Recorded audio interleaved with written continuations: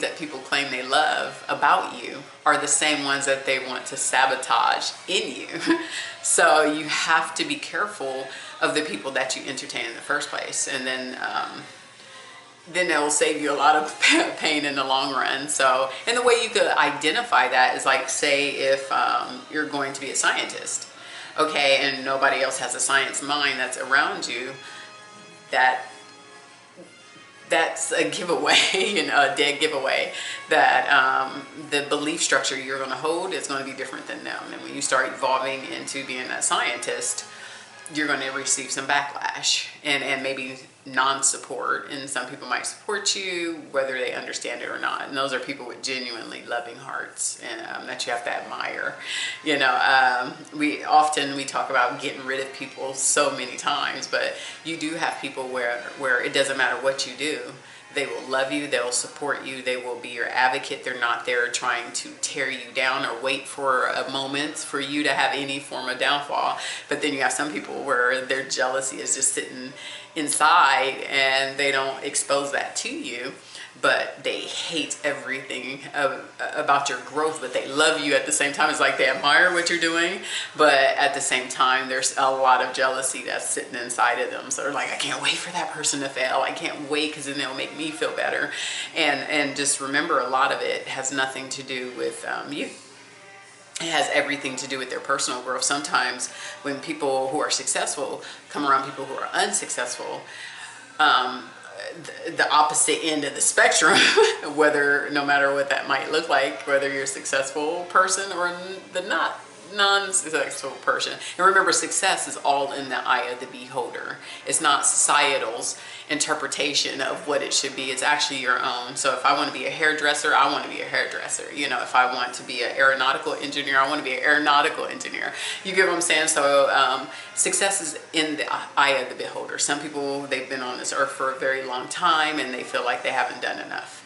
So when they see somebody else that's on the path that they thought they should be on, they might want to try to live vicariously through you, but they could develop some issues.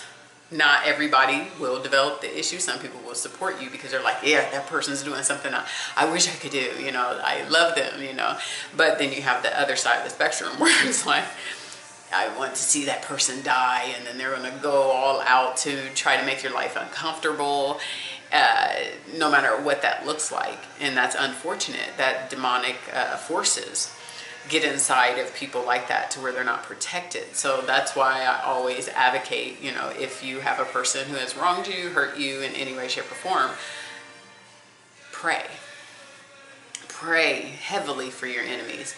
You have no idea what the power of prayer is. Just like God has his children, the devil has his children too. And sometimes you're going to come across that. I mean, we're designed in life to have that blend of people. So we're not fighting a flesh battle, we're fighting a spiritual battle. And that spiritual battle is what's sitting inside a person. And a person can smile all day long. I mean, we've seen movies like Ted Bundy's of the world, and Lacey Peterson's husband, Scott Peterson's of the world, where they look well polished, but what was sitting inside of them was evil and darkness. Okay, and then you have a lot of people that don't go that far as harming other people, but far as what they wish upon you and what they think about you, and the cruelty that might be inside of them. You just don't know who you're dealing with. So the best way to navigate life and to make forgiveness genuine forgiveness is allow God to work out that battle for you. Our job is to walk it. Remember, we have free will. We may pick a profession, or we may pick something in our life that we feel will enhance our lives. Sometimes we might pick wrong. Sometimes we might pick right. But no matter what, if we take it to God in prayer, God can reroute you. Okay? And you could also get chastisement in some of the decisions that you make alone, because we're always quick. One thing I love to hear a Christian do, which is so, I don't think it's, well, I won't, I just think it's crazy is they make their own mistakes and then now it's God's fault when the consequences hit. No, we make our own choices and we have our own ideas, and we're here to learn, and some things happen, you know. I remember there was a beautiful lady, you know, on my Facebook. Her son was lost in college, got shot, I believe his first month there, and his life was gone. And I remember just praying for her in tears. It actually brought me to tears because I'm like, you see, you know, Facebook pages and how people are so, you know, my kid is doing this, and you know, and they're so excited about any form of growth in their children. And then all of a sudden somebody picks up a gun, takes that child's life, and then the mother is sitting behind trying to pick up the pieces. And sometimes you have to just really pray that that mother can forgive and that pain, because it's like, whoa. I mean, we've all had some sort of pain to where you could feel like where your gut, it's like your gut, your heart, and everything else is taken out of your body. And it's only God's grace and mercy that can bring you to some type of resolution and resolving those issues, you know, because life is not black and white. It's not designed to be. There's hardships in this world, but there's also ways to navigate through those unscathed. Key word is unscathed. What the enemy sets out for you, it doesn't mean you have to go through that process. So let me get back to forgiveness. So I went over my first one.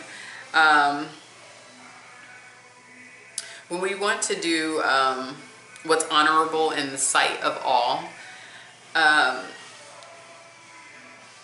you just want to keep yourself right. So for instance, if somebody comes up to you, makes a comment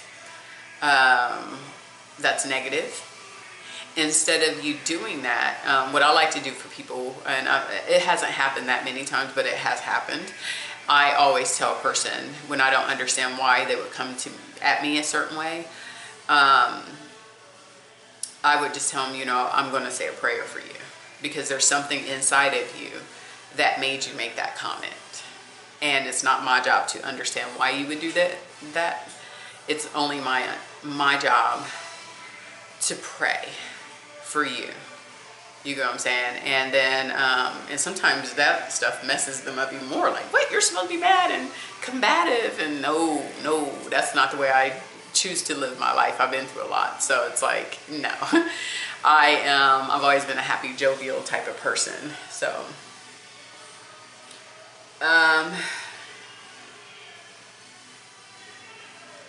okay, here's another one I like. Proverbs 15:1, where it states, a soft answer turns away wrath, but a harsh word stirs up anger. So this can be applied anywhere. So if you have a tongue that is poisonous, be careful with that. You know, I've listened and I've heard. That's why I believe, you know, a lot of people claim God and Christianity and all that stuff, but to me, God's got to live in you. Okay? It's not about just reading the Bible and, you know, oh, I go to church every Sunday. No, you know, that's a place of worship. God has got to live inside of you, and it's something that you have to constantly invite to stay inside of you. So if you are dishing out harsh words, harsh criticisms, that doesn't sound godly to me. It sounds more like your own personal issues conflicting, and you're trying to mix it up with Christ. And to me, that does more damage and more harm than good. So when people are talking about, well, why don't people go to church? Because some of the people, if they're coming and they don't have God in them, and then they see you don't, then it's like, well, why even try, you know? So what we're trying to do is rebuild churches and get people back into church and feeling comfortable doing that. And the way we have to do that is, if you are a Christian, be more cautious about it. And you could do keyword searches. How can I show love and forgiveness? And then you could just look up all those scriptures and practice it. Because remember, to become good at anything, you must practice it. You know what I'm saying? If you're loose with your body, sleeping with everything, running around America, you know, that's being undisciplined. So you may have to learn how to become disciplined. And sometimes some people don't know how to do that. I've met some Christian women and men where that insatiable appetite for sex is there. And they may need to go to whatever happened in their childhood or in their adulthood or any wounding that has taken place, and then practice that forgiveness of themselves, forgiveness of the people who have wronged them. And then also sometimes you might even have to get some help with that, so that you could become better. And so you could be able to peel back the layers so you can learn a proper way of actually forgiving someone. Not everybody knows how to handle those situations.